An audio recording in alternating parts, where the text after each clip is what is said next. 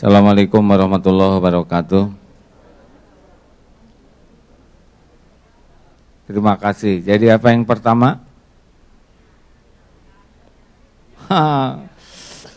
Belum juga pulang sudah lupaan.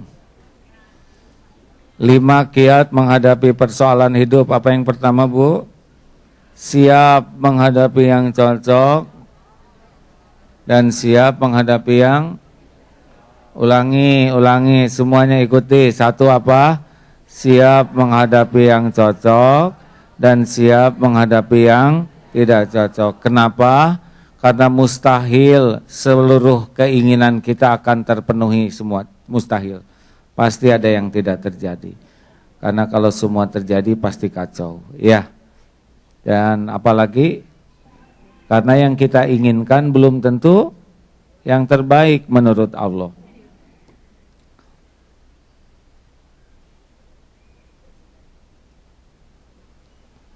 Kalau di pesantren, kalau ada santri ngobrol, kiainya diam.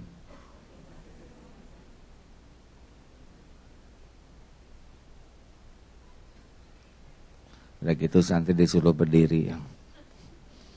Baik, Ibu, Bapak. Tugas kita jadi ada berapa? 3, meluruskan niat, menyempurnakan ikhtiar, dan pasrahkan kepada Allah dengan tawakal. Karena yang tahu terbaik untuk kita hanya Allah. Kita ingin, tapi ingin kita tuh banyak ketipu oleh nafsu. Makanya jangan suka ngotot dengan keinginan duniawi kita. Ingin boleh, ngotot jangan.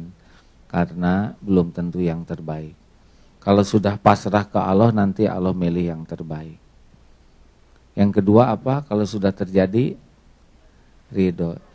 Ini boleh merekam, cuma lampunya agak membuat silau ya, maaf. Ibu, halo. Ibu balikin dulu ke wajah Ibu ya. Nah, sekarang udah mati. Maaf ya, yang kedua apa?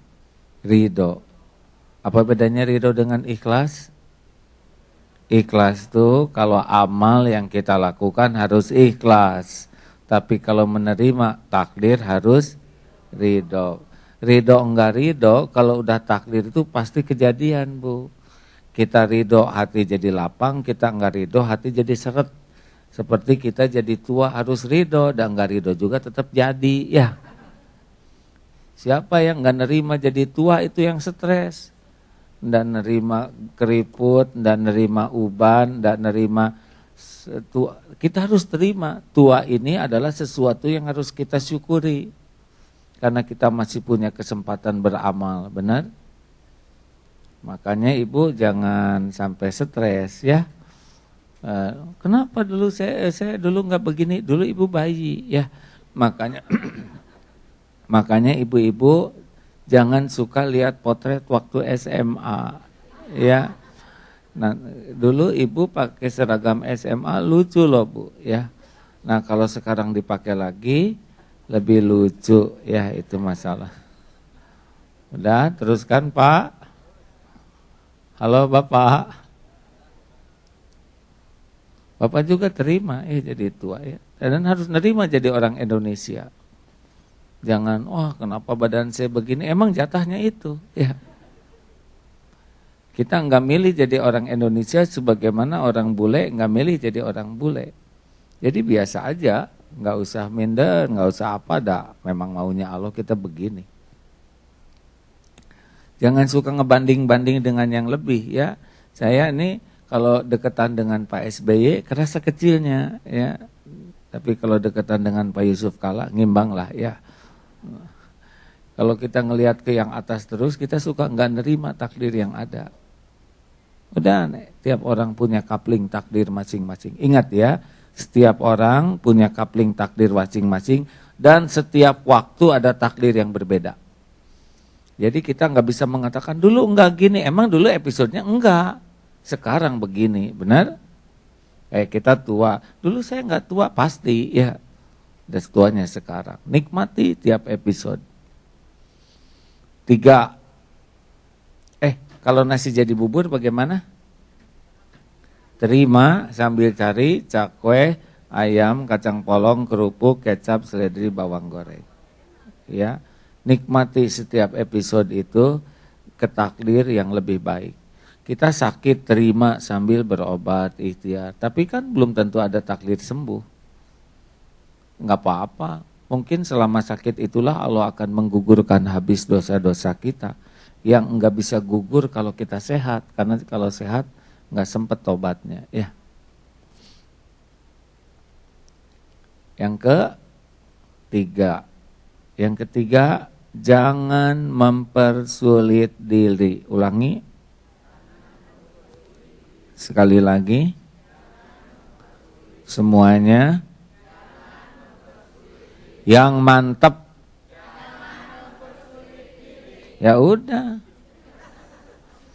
Kalau mau jujur ya, hidup kita tuh hobinya ngarang.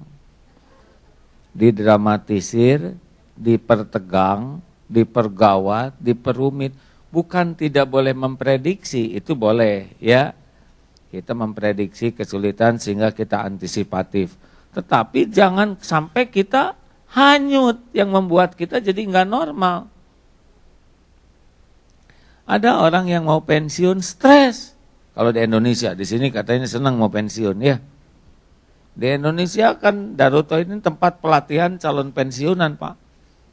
Di sana pensiun kan 55 tahun, 56 ya. Wow, setiap minggu kelompok yang akan dilatih itu wajahnya kurang bahagia. Kenapa Pak? Bayangkan tuh ngajak orang sengsara. Cicilan belum lunas. Kreditan masih banyak. Anak belum selesai sekolah. Mau pensiun. Sekarang aja udah susah gimana nanti. Gitu. Berapa tahun lagi pensiunnya? 3 tahun lagi. Kenapa pensiun 3 tahun lagi menderitanya dari sekarang? Padahal siapa tahu bulan depan meninggal. Ini serius Bu. Emang Ibu yakin panjang umur? Acungkan tangan yang yakin 10 tahun lagi masih hidup. Nggak yakin kan? Acungkan tangan yang yakin setahun lagi masih hidup. Sebulan lagi. Kita nggak tahu, saya juga nggak tahu nih. Saya bekal pulang lagi atau enggak. Udah ajal mah, udah ditetapkan. Tahu kan kematian tuh 3 rahasianya. 1 waktu, 2 tempat, 3 cara. Ulangi, waktu, tempat, cara. Itu urusan Allah. Walau ulang tahun tiap minggu nggak ngepek. Dan kita bakal mati pada waktunya seperti Air Asia yang jatuh tuh ya. Itu pasti yang bakal meninggal di lautan itu masuk ke pesawat itu. Udah pasti itu. Karena yang bakal dicabut nyawa di laut itulah yang bakal ke sana. Dan jatuhnya juga pasti di tempat yang ditetapkan Allah. Gak apa-apa, yang penting husnul khotimah, benar? Oh gimana kalau saya dimakan hiu? Gini ya Bu ya, kalau Ibu rezeki hiu, ya Ibu pasti ke sana. Bisa nggak ditukar takdirnya jadi saya yang makan hiu? Ya itu terserah Ibu, ngedoa aja.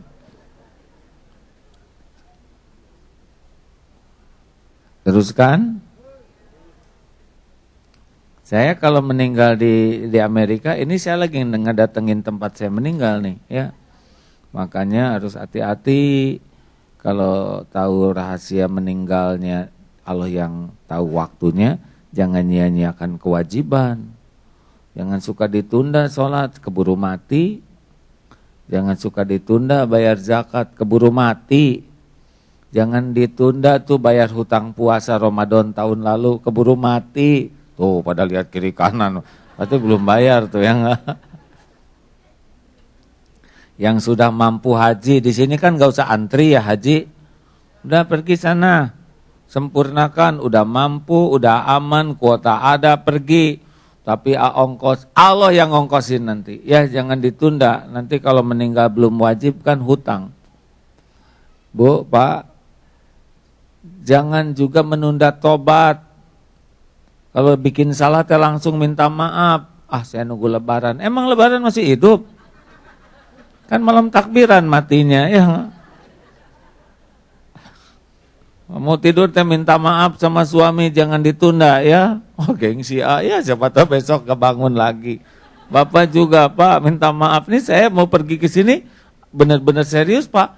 Pamitan ke istri, ke anak, ke pesantren. Kalau saya meninggal, siapa yang akan ngambil alih pesantren? Ya, bagaimana bagi waris itu harus benar-benar jelas. Dan belum tentu saya hidup, walaupun pengen bisa pulang selamat, tapi kan nggak tahu rahasia Allah, betul? Itu tulis-tulis beres-beres warisan, kalau dikit mah ya lebih gampang. Kalau banyak potensi berantem tuh anak-anak, nggak usah terlalu kaya nanti jadi masalah baru ya. Beres-beres yang bagus. Jangan suka ribet, jangan suka menyia-nyiakan kebersamaan, dan jangan sia-siakan waktu dengan pikiran yang enggak. Mau tidur mah zikir aja. Dah mikirin juga mau tidur mah nggak beres ya. Orang yang sakit badan, orang yang capek badan dengan capek hati beda. Kalau capek badan dibawa tidur pulas, capek hati nggak bisa tidur kayak saya semalam di sini. Melek aja karena beda waktu, Bu. Saya semalam di sini berdua dengan Pak Rulin kelantang, kelinting. Giliran mau tidur dijemput ya. Makanya mau tidur lagi cepetan. Hadirin, jangan mempersulit diri. Ya, dalam bahasa Rasulullah, yassiru wala tu'assir. Contoh ya, tentang rezeki. Jangan suka takut, rezeki itu udah beres, Pak.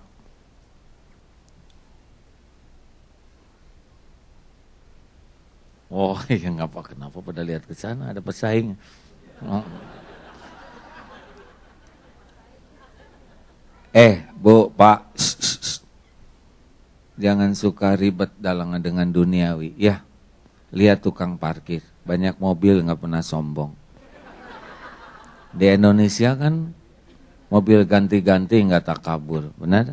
Diambil sampai habis nggak sakit hati. Kenapa? Cuman titipan. Dunia ini jangan bikin berat, Pak. Dunia cuma titipan. Tadi saya diajak melihat bekas-bekas dari Mas Regen, ya. Siapa? Cep Ronald. Gak lama jadi presiden, Pak. Benar? Semuanya diambil. Beliau meninggal. Ada bajunya, ada kudanya, potretnya. Gak ada yang dibawa, betul? Makanya lihat dunia ini jangan megang di hati, itu bikin capek, Pak. Pangkat, jabatan, kedudukan tuh hanya di tangan aja. Kalau udah dimasukin ke hati, capek hidupnya. Ibu punya tas biasa-biasa aja, ya. Kalau tas ibu terlalu cinta ke tas ibu stres, Bu. Ketindihan dikit ibu yang sakit, benar? Iya, tas ketindihan ibu yang ngejerit. Oh, aneh.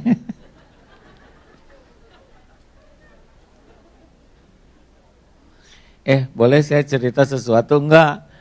Ini lagi anget-angetnya nih di Indonesia cerita ini. Ini cerita pengalaman pribadi, boleh ya? Saya kan diwanti-wanti oleh guru saya, enggak boleh memenuhi hati oleh sesuatu selain Allah. Karena enggak akan bahagia.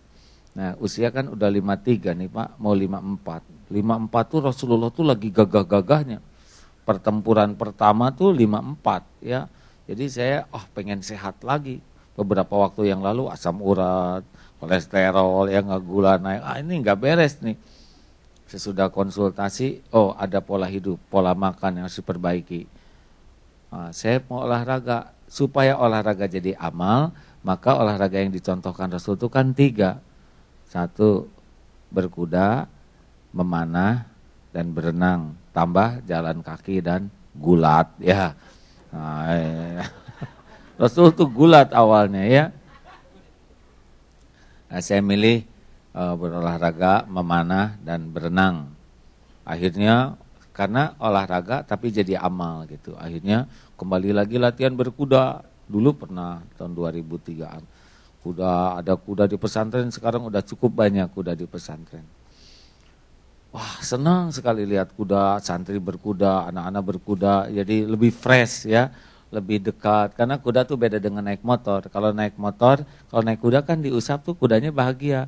Kalau naik motor mesinnya diusap, nggak enak Bu, tangannya apa.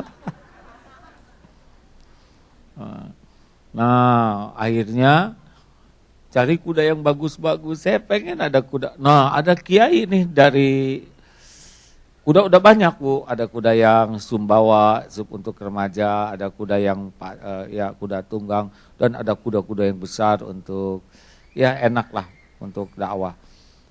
Akhirnya dari Malang tuh Jawa Timur ada kiai yang punya kuda juga. Aduh, saya dengar kudanya bagus, turunannya bagus, soleh ya. Artinya kudanya jinak lah. Itu saya ngedengar kiai mau jual kudanya, gembiranya luar biasa Pak. Memang ini paling bagus di antara kuda-kuda yang sudah ada. Udah banyak kuda. Kebayang, sholat juga Allah. Begitulah kebayang kuda. Sholat saya rusak, Bu. Tahajud juga rusak. Ingat kuda ini. Habis selesai sholat, lihat potretnya. Waduh, bagus ini. Naksir itu sama kuda. Zikirnya jadi robah. Jadwal ngaji juga sibuk aja jadi SMS-an tentang kuda. Sibuk mikirin kandangnya, aduh kuda. Apalagi hari H-nya. Sudah telepon kiainya juga senang, transaksi. Jadi udah beres, dimurahin oleh kiai itu karena senang. Inilah kuda terbaik, terbagus ya. Udah silsilahnya bagus, posturnya pokoknya top, kebayang terus. Turun tuh dari Jember ke Malang. Telepon tuh yang kuda sudah sampai di Malang. Aduh, saya teleponin tiap waktu. Udah sampai di mana kudanya? Bagaimana? Lagi nelepon, Bu. Tiba-tiba putus nih. Kenapa putus? Telepon lagi. Putus lagi. Saya harus ceramah. Saya ceramah dulu. Selesai ceramah, telepon lagi. Gimana? Kenapa? Ada apa? Dia diam aja. Ayo ceritakan ada apa? Nanti aja ceritanya kalau sudah sampai di Bandung. Enggak, sekarang juga ceritanya. Saya udah ngebaca, pasti terjadi sesuatu. Gini, ma asoba min musibatin illa biiznillah. Tidak ada satupun musibah kecuali dengan izin Allah. Cerita, kabur ya kudanya, lari atau apa? Gini, apa adanya Mas, tenang, ceritakan. Jadi pas turun dari truk itu turun lagi nelepon tuh, diikat pakai tali biasa, diikat dulu ke pohon, lalu ngambil tali kuda khusus ya buat kudanya. Ada kuda betina Bu di sana. Akibatnya kuda ini merontak karena kuda besar ya, tenaganya besar. Kalau kuda Sumba tuh kalau udah keikat dia diam Bu. Tapi ini kan kuda bukan kuda Sumba, merontak, keikat makin erat. Ditolong makin susah, makin kejut, blek, mati Bu.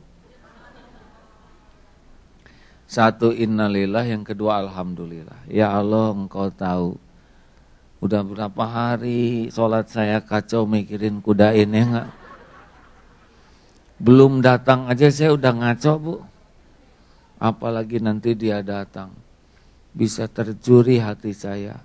Jadi saya bersyukur kuda ini enggak jadi ada di pesantren ya. Oh, Allah nyelamatin saya. Udah diajarin guru saya, pokoknya apapun yang akan mencuri hati pasti oleh Allah dipisahkan ya.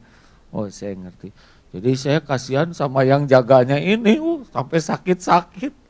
Udah Mas, enggak apa-apa, semuanya udah ada takdirnya, semuanya kan ada ajalnya. Yang mati kan bukan cuman kita, kuda juga ada waktunya. Iya Mas, tapi perasaan saya nggak enak. Tapi udah nggak enak juga nggak ngidupin kuda ya nggak. Jadi sekarang kerjaan saya nelpon takut dia sakit, dan sakit tuh Bu. Mas jangan sakit, saya jadi nggak enak nih. Udah kuda mati, Mas sakit ya nggak. Alhamdulillah. Nah itu sebuah cerita ya. Tapi saya bisa menikmati episode itu karena saya tahu bahwa oh ini membahayakan hati saya. Ujubnya, riaknya ya, bangga punya kuda. Pokoknya bakal ngotorin hati. Nah, kalau lari ke sana lebih ringan hidup ini, benar?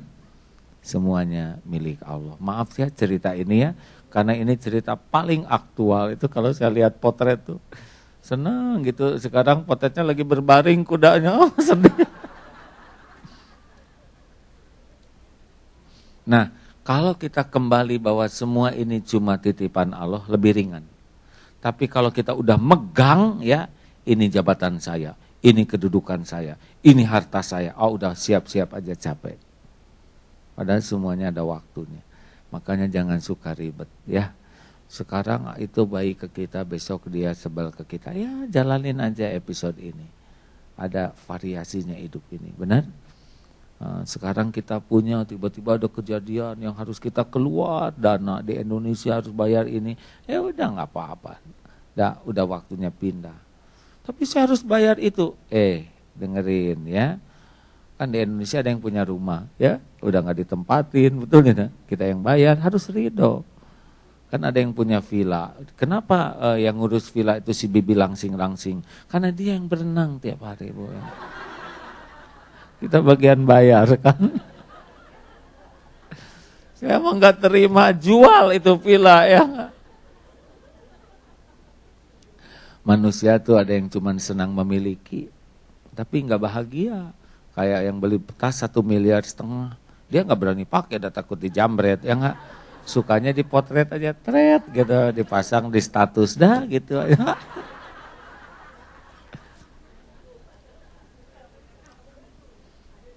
Udah ibu, biarin, jangan mikirin tas orang, dia yang nyicil, ibu yang dongkol, ya nggak. Ibu udah tahu belum ciri tas ori dengan KW? Nanti cirinya waktu gerimis ya. Kalau tas KW, gerimis, cep, langsung ke sini tas tuh tanpa beban ya. Tapi kalau tas gerimis.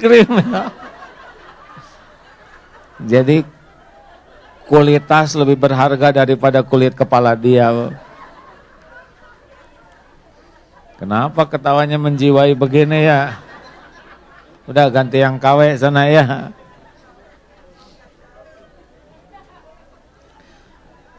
Gimana dong? Dah. Jangan banyak ngambek ya. Jangan banyak jengkel. Karena emang hidup ini kayak gini. Kalau semua omongan yang gak enak dimasukin hati, kapan bahagianya? Benar? Kalau semua kelakuan orang dimasukin hati, kapan bahagianya hidup ini? Gak mungkin semua orang suka ke kita. Nabi aja yang mulia ada yang gak suka, apalagi kita yang nyebelin asli, benar? Ini serius hadirin. Kalau setiap perilaku yang gak cocok kemudian kita bikin sengsara, atau kita rugi. Mau bahagia? Nih rumusnya, jangan mau diatur oleh keburukan orang lain. Setiap orang punya pilihan. Kalau ada orang ngomong jelek, kita ngomong jelek lagi. Dia melotot, kita melotot lagi. Dia menghina, kita hina lagi. Dia ngebeberin aib, kita beberin aib. Terus mau ngapain kita sekolah tinggi-tinggi? Kalau bisanya cuma niru kejelekan orang. Islam enggak begitu, Bu. Idfa billati hiya ahsan. Tolak keburukan dengan cara yang baik. Nabi Muhammad mah enggak pernah ngebalas keburukan dengan keburukan. Kalaupun perang bukan untuk buruk, untuk mencegah kemungkaran yang lebih besar, itu perang. Kan perang dalam Islam bukan untuk menzolimi orang, tapi mencegah keburukan, ya. Jadi gimana kalau ada orang yang ngomong jelek, ya udah itu kan mulut dia, suara dia, kenapa kita yang ribet, betul ya? Hah? Sakit hati itu karena ibu centil, ya nggak? Dengerin, ini serius nih. Emang keren sih tinggal di Amerika, tapi kelakuan belum tentu keren, Bu. Dengerin, ulangi. Jangan mau dipenjara oleh keburukan orang. Tiap orang punya pilihan. Dia ngomong jelek itu pilihan dia. Kita kan punya pilihan juga. Kita ngomong baik aja. Dia manyun itu bibir dia. Kita kan punya bibir sendiri. Kita bisa senyum. Kecuali kalau dia manyun pakai bibir kita, itu masalah. Dah. Dah, saya mau cerita lagi aja. Di Indonesia ya, supaya nostalgia. Ada tukang jeruk. Dengerin, Mak, Ibu. Lalu dia udah keren datang. Hey Bibi, ini pulang dari Los Angeles ke Indonesia. Hey Bibi, how are you? Biasa aja Bu, pakai Hawaii segala. Udah gaya Ibu dari luar negeri, bahasa juga di aneh-aneh, ya enggak? Yang biasanya logatnya jadi logat asing. Sampai, berapa ini ya jeruk? Kata si Bibi itu sederhana, Bu, nggak usah banyak nanya Bu, lihat tuh udah saya tulis harganya. Lihat dulu baru ngomong, oh sombong sekali ya. Malum baru pulang dari Amerika suka nggak jelas Bu. Tukang dagang sombong sekali ya. Saya tanya jawabnya begitu, Ibu rewel banget sih. Saya cuma ngasih tahu Ibu aja yang banyak omong. Kurang ajar. Saya tidak suka lihat pedagang saya seperti ini. Sama Bu, saya juga enek lihat Ibu kayak gitu. Amit. Keluar aslinya. Saya tidak mau belanja di sini, kata tukang dagang. Sama, saya juga nggak mau dibeli sama Ibu. Pergi sana. Rambut berdiri, mata keluar, naik mobil, blak. Ada apa mah? Kata, diam Pak. Ini urusan harga diri wanita. Wah. Menggigil di dalam mobil. Untung ada juga yang dari Los Angeles ini mah. Dia mah hatinya lebih lembut. Beli juga. B, ini berapa? Sama aja. Lihat dong Bu, udah saya tulis tuh. Oh iya, maaf nggak kebaca. Habis tulisannya kecil, si Ibu banyak alasan nggak bisa baca ya. Oke Bi, saya beli sekilo deh. Sekilo Bu? Segini kerennya cuma sekilo. Maaf Bi, ini tukang dagang lagi bete banget ya. Saya memang perlunya sekilo. Bayar. Bu, ini harga 12.000. Duit Ibu 15.000. Nih kembaliannya buat saya Bu ya, sedekah 3.000. Saya lagi butuh duit ya Bu ya. Orang sedekah tuh diampuni dosanya, dilipat gandakan rezekinya, ditolak bala dan musibah. Iya baik, silahkan Nabi. Ingat Bu, ini cuma 3.000, nggak usah banyak ngomong, nanti hilang pahalanya. Iya Bi, ya. Sok silahkan ambil ya. Makasih ya Bi, ya biasa aja lah Bu, pergi. Oh si Ibu tadi mengeliat, gimana bisa sabar ngadepin tukang dagang error gitu. Bu, aslinya saya kayak Ibu juga dulu, mudah tersinggung, mudah jengkel, mudah merasa terhina, mudah marah. Hasilnya ya, saya komplikasi penyakitnya. Udah darah tinggi, darah kental, ya. Dan kurang darah lagi. Kacau, saya migrain. Kadang-kadang vertigo, sesak napas, dan kaligata. Plus ambeien. Kata dokter, katanya, diam Bu. Kata dokter, 80% penyakit lahir saya disebabkan penyakit hati saya. Saya enggak bisa mengontrol hati saya. Jadi saya tuh betul-betul kacau metabolisme tubuh saya. Gara-gara ini saya nggak bisa mengendalikan. Jadi gimana? Nah sesudah itu saya janji saya tidak mau diatur oleh keburukan orang lain. Saya cuma mau diatur oleh apa yang Allah sukai. Kalau orang ngomong jelek, saya pikir apa yang Allah suka? Allah suka ngomong bagus, saya ngomong bagus. Kalau orang lain menghina saya, apa yang Allah suka? Rasulullah nggak pernah menghina, saya nggak mau menghina. Kalau saya sakit hati, saya janji pada diri saya nggak akan mau nyakitin orang kayak gitu.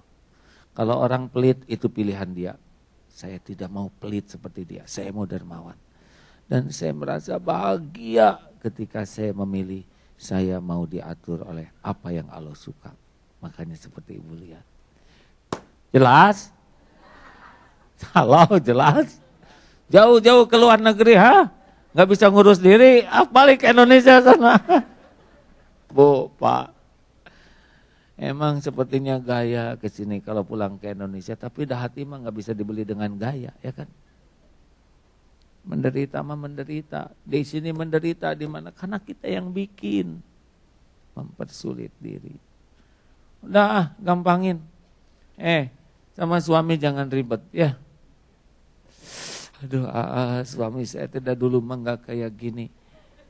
Kata suami dan istri saya juga dulu nggak kayak gini.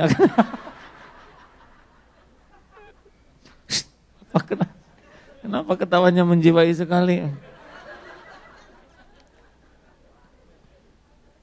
Bu, Ibu, udah saya mau ngomong sama Bapak.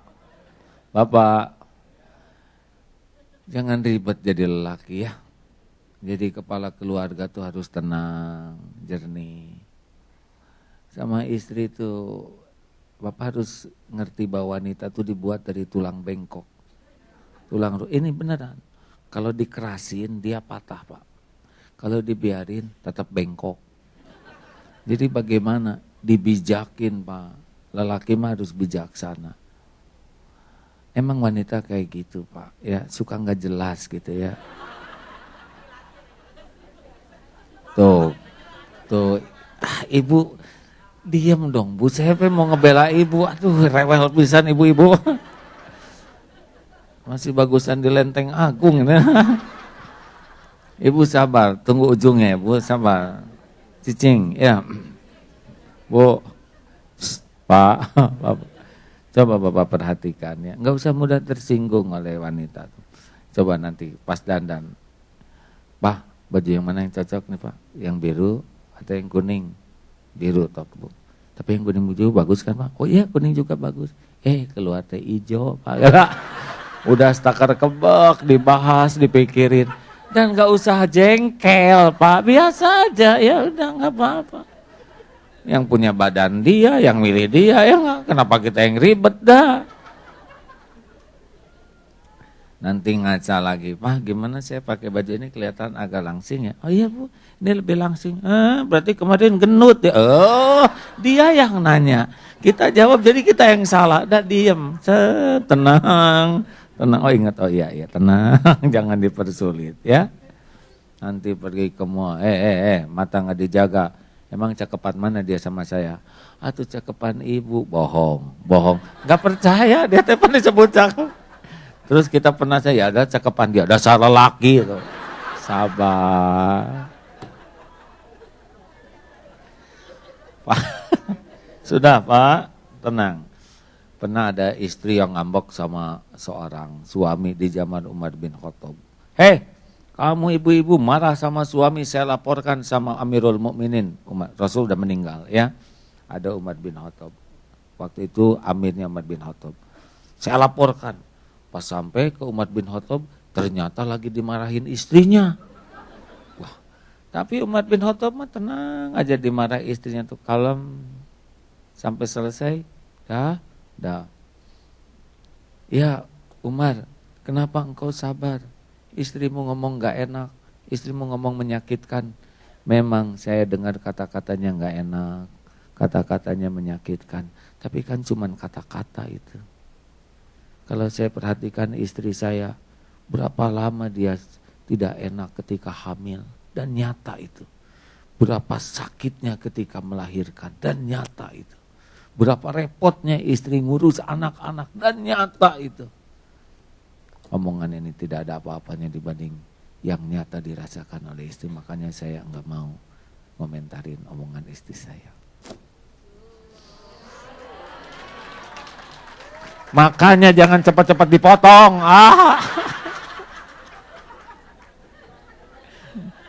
Tapi saya harus sabar karena memang begitu wanita tuh.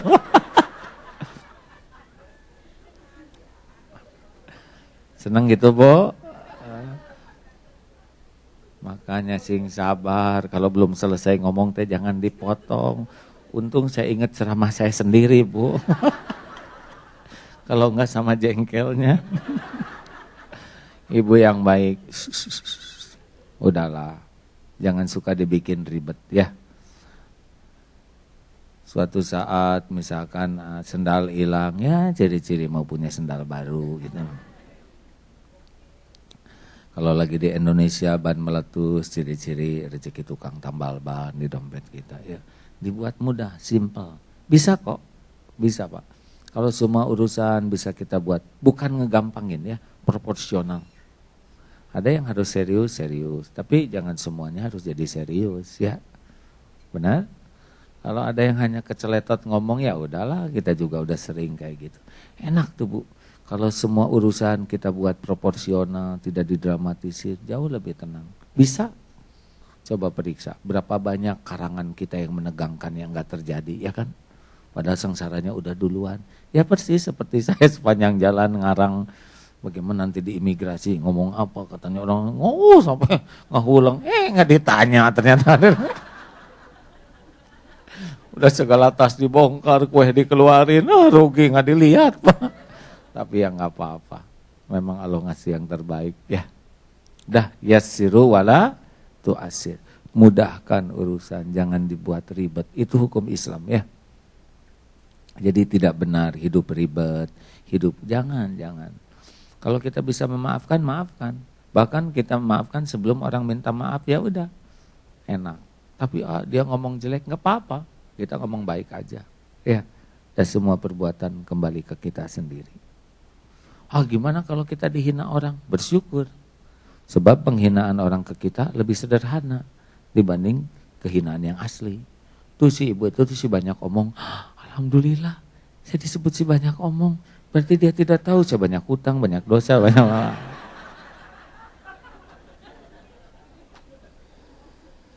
Teruskan, udah habis belum waktunya?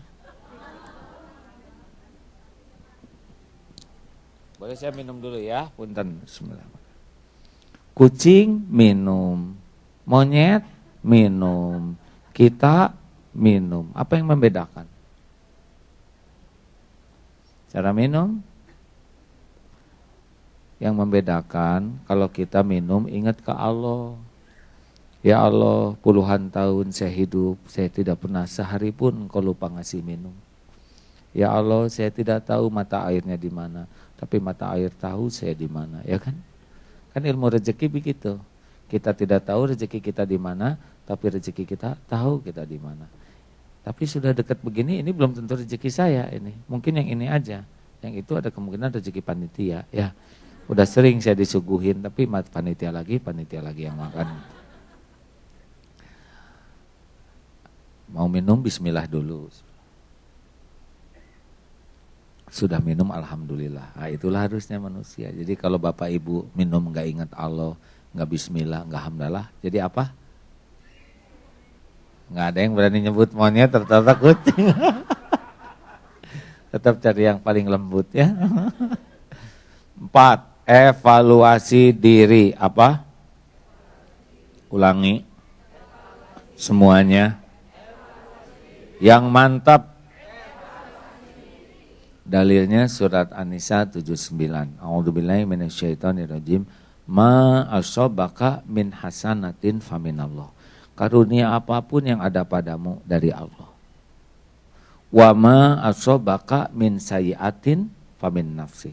Dan keburukan apapun yang menimpamu adalah diundang oleh keburukan kita sendiri. Tidak ada keburukan yang datang dari Allah.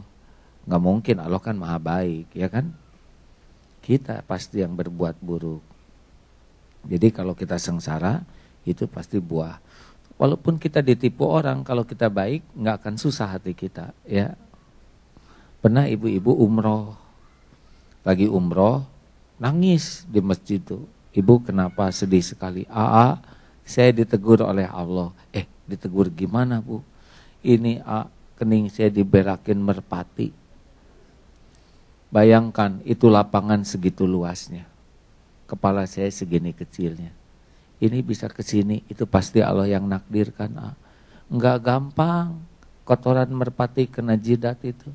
Pertama lintasannya harus sama. Iya kan, beda lintasan enggak kena Pak. Yang kedua percepatan. Tingkat kecepatan terbang merpati dengan kecepatan saya jalan harus berimbang. Yang ketiga sudut elevasinya, ya. Antara pantat merpati dengan jidat saya, itu derajatnya harus akurat loh Pak. Ini ilmiah Pak, Bu, ini serius nih, teknologi tinggi ya. Dan yang keempat, yang paling rumit adalah tingkat kemulesan merpati. Ini hebat nih, si ibu ini guru biologi dan kimia serta fisika sekaligus hadirin. Coba kalau semuanya udah pas, lintasan pas, kemiringan pas, tapi dia nggak mules kan lewat tuh, Bo. Atau hanya masuk angin. Si ibu ini berhasil. Kena kotoran ini nggak mungkin kebetulan. Ini Allah yang menegur, memang pikiran saya kotor. Ganti mukena terus ke masjid, astagfirullah, ya Allah ampun, Engkau tahu. Saya memang hanya mikirin duniawi saja. Dari dulu hanya mikir kejelekan orang, hanya mikir yang kurang, astagfirullah. Si ibu berhasil menyikapi persoalan dengan evaluasi diri. Hasilnya berubah. Ada seorang santri senior lagi makan pizza di Indonesia sama istrinya, keluarganya. Tapi pelayannya kinclong. Ngelihat ya. Enggak, istri nggak tahu, anak nggak tahu, tapi ada yang tahu. Siapa? Siapa? Allah. Selesai makan pizza, adzan maghrib, mau ke mushola, nabrak pintu kaca. Itu pintu ada tulisan awas kaca ditabung. Beledak.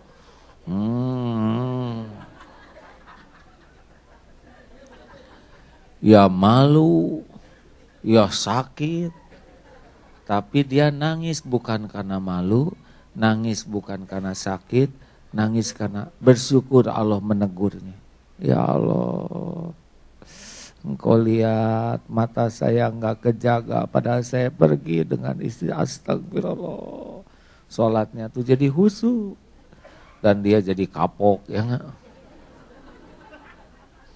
Ada ibu-ibu habis fitness dengan ibu-ibu yang lain pas ngaca, kan kacanya gede katanya. Oh, kulit saya ini paling mulus ya. Padahal saya lebih tua dari mereka. Wah, ujub di hatinya.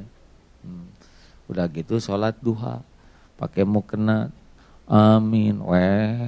Dari sini teh benjol ke sini.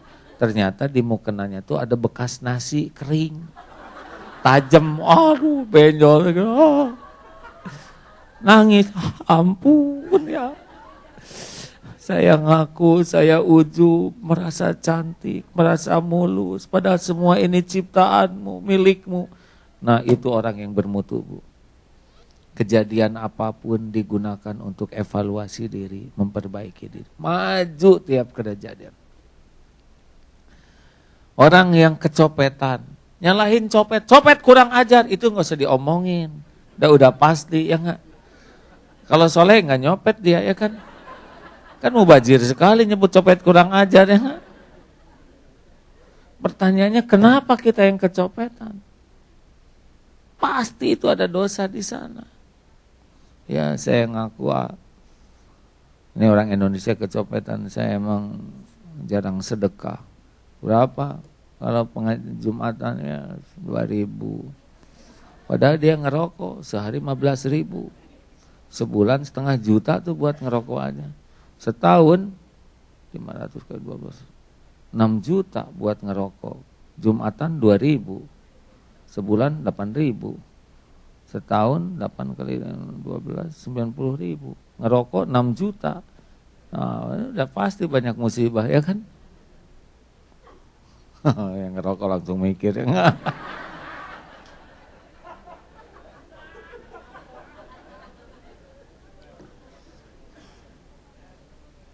Sini berapa sebungkus? Mahal ya? 50.000 tuh. Wah, pasti sedekahnya harus gede ya. Ayo evaluasi diri. Nyalahin orang mah gampang dan gak ngepek. Selain membuat kita jadi bebal. Kan orang yang gak bisa tobat itu adalah orang yang merasa diri sebagai korban. Padahal kita itu korban keburukan kita sendiri. Tapi suami saya ya, kalau ibunya baik mah mungkin suaminya dibuat lembut. Jadi suami begini karena dosa saya. Dosa saya apa? Nah itu nggak ngaku hadirin. Coba saya tes dulu nih. Acungkan tangan yang tidak punya dosa sama sekali di sini, Cung. Nggak usah nyebut, nggak ada, tinggal ngacung aja. Nggak ada. Oke, yang dosanya sedikit. Masih bertahan? Ya. Yang dosanya sedang deh, sedang. Nggak ada yang ngacung nih Pak. Cung, yang merasa banyak dosa. Wah. Kok itu ada yang nggak ngacung? Karena saya banyak sekali. Karena... Nah sebetulnya kalau dalam Islam kan dosa itu yang bisa nebus ya syariatnya cuma kita sendiri. Kita yang berbuat, kita yang tebus. Kalau kita enggak tobat, pasti hidupnya gelisah. Karena tiap dosa itu kayak nyetir mobil. Tiap dosa itu kayak tinta, netes di mata hati. Jadi kaca mobil sekarang ketutup oleh kotoran, pasti sengsara, benar? Walaupun mobil bagus nggak bisa apa-apa. Dan bukan sabar, tapi harus dibersihin kacanya. Kalau kacanya bersih, tenang kita. Makanya semua kepahitan itu alarm dari Allah supaya kita tobat.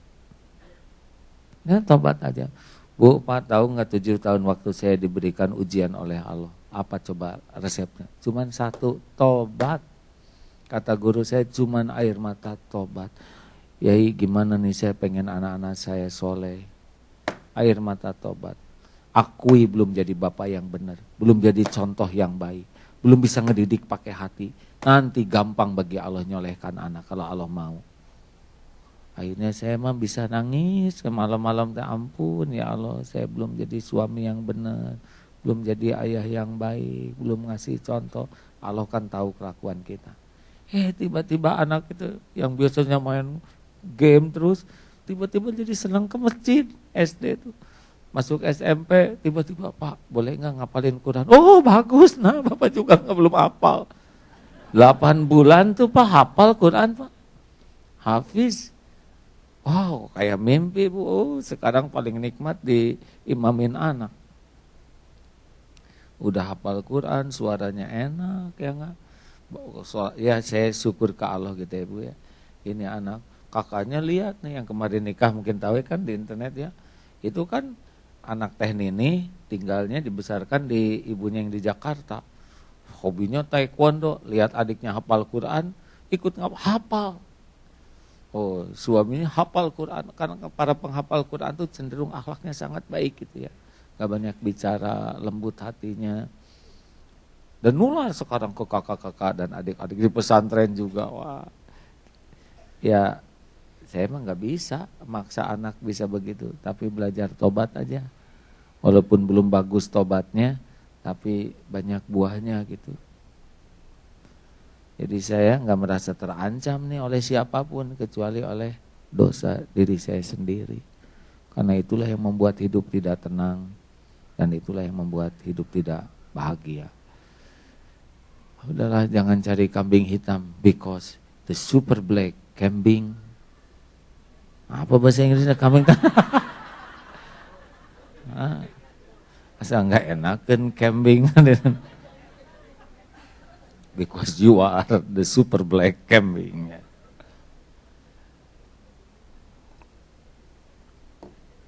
Ibu, Bu, jadi yang bikin ibu nggak bahagia teh kesalahan suami atau kesalahan ibu sendiri?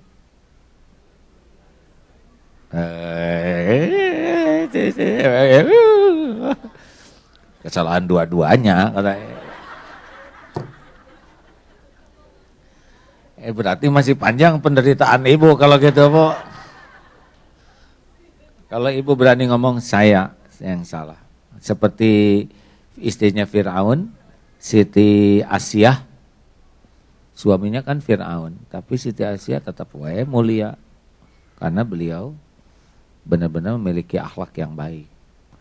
Karena kemuliaan mah masing-masing hadirin. Siti Maryam nggak ada suami, tetap sangat mulia. Siti Aisyah tidak punya anak, tetap mulia. Siti Asia, suaminya segitu jeleknya, akhlaknya tetap mulia. Masing-masing, ya. Walaupun suaminya baik, kalau ibu jelek akhlaknya, ibu pasti menderita. Sebaliknya juga sama, Pak. Jadi mari kita berlomba-lomba aja memperbaiki akhlak, jangan berlomba-lomba menyalahkan yang lain, ya. Kenapa jadi pada mikir begini? Oh, dari kemarin saya jengkel sama suami ya. Persis kata suami, nah mah dengerin. Kata istrinya, Pak tuh dengerin. Jadi nggak ada yang robah ya nggak. Terakhir, cukuplah Allah sebagai penolong kita. Ulangi. Sekali lagi. Yang mantap. Kenapa cukuplah Allah? Karena segala sesuatu selain Allah, la haula wala quwata illa billah. Semua itu tidak ada daya, tidak ada kekuatan kecuali Allah yang menguatkan. Itu udah kita pahami terus ya. Tiada daya, tiada kekuatan kecuali Allah yang menguatkan. Contoh, semua yang hadir ini akan ngasih kepada saya 1 butir nasi. Tapi Allah penguasa langit dan bumi tidak menghendaki saya dapat rezeki 1 butir nasi. Kira-kira bakal sampai tidak kepada saya? Jawab. Semuanya menginginkan, plus semua orang Amerika mau ngasih 1 butir, tapi Allah enggak setuju. Nyampe enggak? Jawab. Yakin? Yakin? Enggak mungkin sampai. Apa yang tidak Allah kehendaki enggak akan terjadi.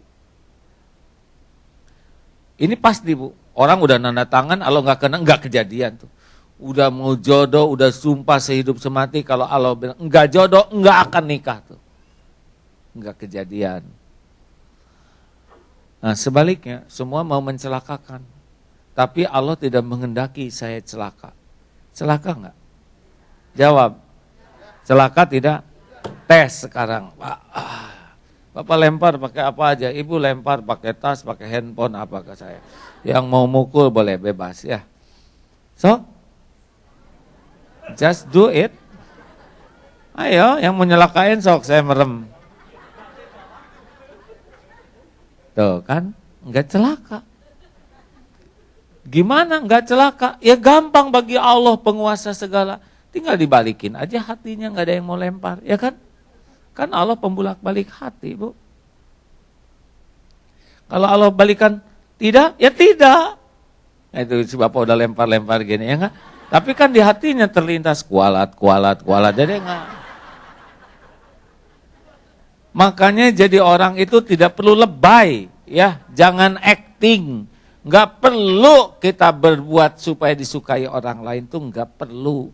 Yang perlu kita berbuat yang terbaik supaya disukai Allah.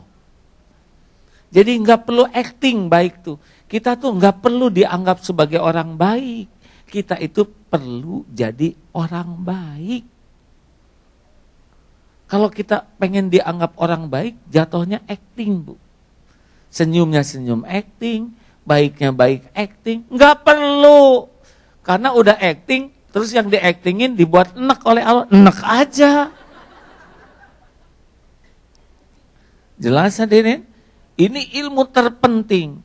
Kita jujur aja. Gara-gara jujur kita malah enggak disukai, enggak apa-apa. Dan jujur itu bukan untuk dikagumi. Jujur itu bukan untuk disukai, jujur itu supaya Allah suka ke kita. Lebih baik kita dihina orang karena kita jujur, daripada kita dipuji orang kita enggak jujur. Karena kalau kita jujur, Allah suka, kita bahagia. Kalau kita dipuji orang, Allah enggak suka, enggak akan ada bahagia. Ibu pikir para koruptor itu bahagia? Enggak bisa. Orang enggak jujur mah pasti takut kebongkar. Dan setiap bohong itu pasti ngebohong lagi. Karena bohong itu nggak bisa ditutupi oleh kebenaran. Nah bohong yang bikinan baru itu harus bohong lagi, bohong. Jadi dia mah capek dan dia takut lupa kepada bohong yang kemarin. Itu harus nyatet. Oh itu lebih rumit lagi ya. Makanya kalau mau jadi pembohong harus pintar luar biasa ya. Karena bakal lupa sama bohongnya. Kayak ada playboy cap 2 cula ya nggak. Kenalan sama sini namanya Don, ke sana George, ke sini John. Ketemu lo, aduh saya dulu ke yang mana? Ayo Bu, Pak, Jangan banyak ngadu ke siapa-siapa. Ya, sejujurnya saya waktu mau bikin visa juga ada ke Allah aja. Ya Allah, kalau baik Engkau balikan hati orang itu supaya saya bisa bertugas ke sini. Kalau nggak baik udah nggak apa-apa. Dan nggak berat. Pasti punya tugas yang lain.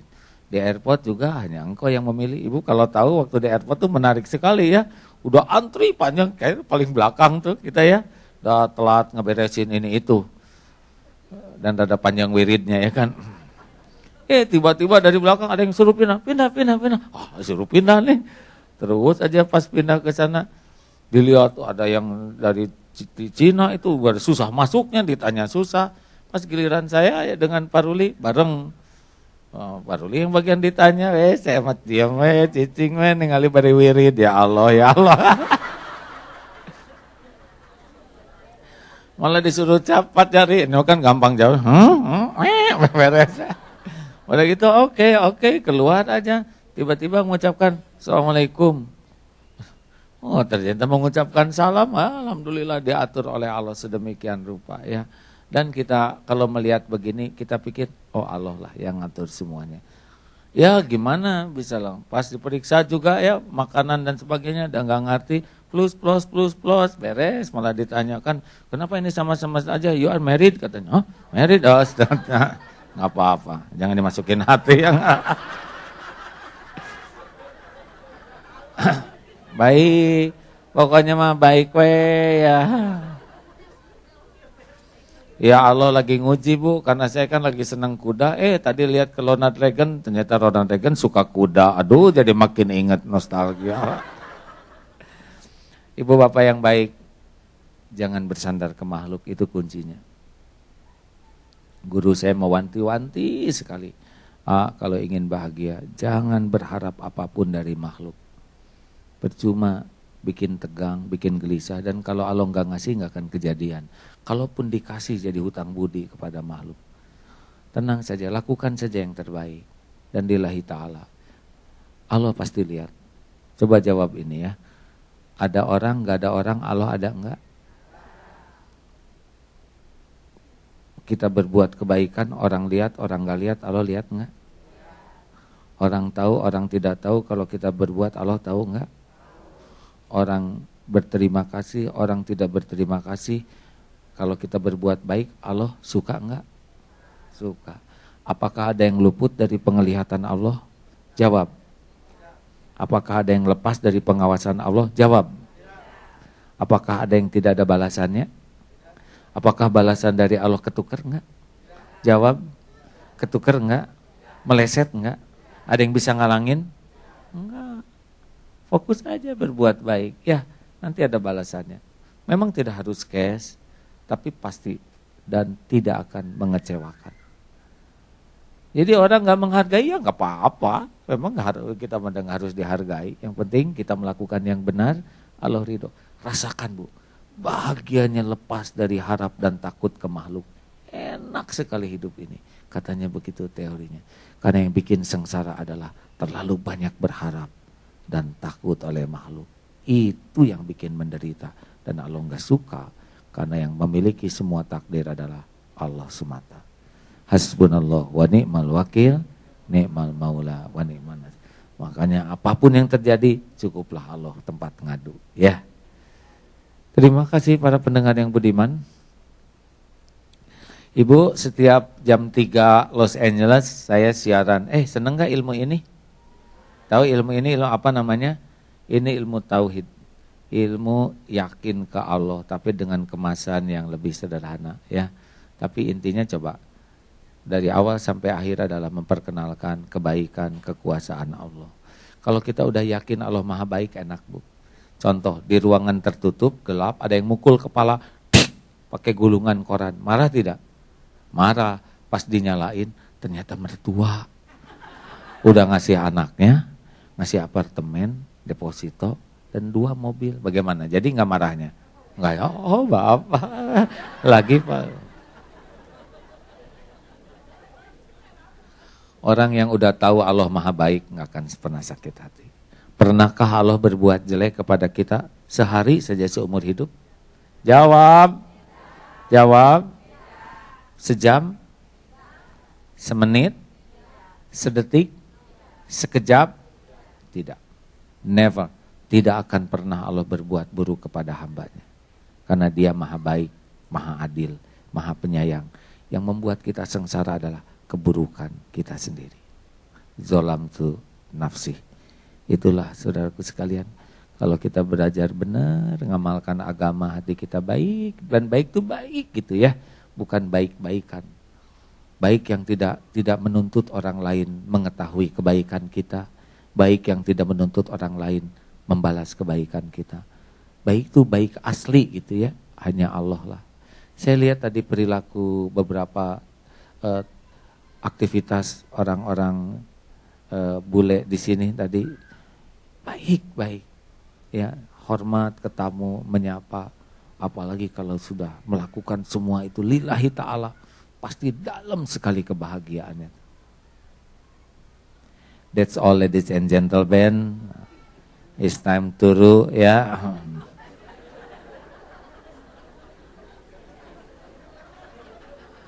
Something wrong with my body, you know.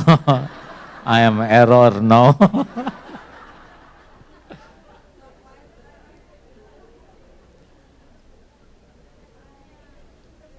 Kalau suka terhadap ilmu ini, silakan simak setiap jam 3 di sini, ya. Sore, karena di Indonesia jam 5 pagi. Saya setiap hari siaran setengah jam 5 Indonesia Barat. Berarti jam 3 di sini. Di MQ FM, MQ Manajemen Kolbu FM, radio, streaming, ada di internet, cari saja di app store-nya MQ FM, lalu download, ya itu radio kami, seluruh dunia menyimak.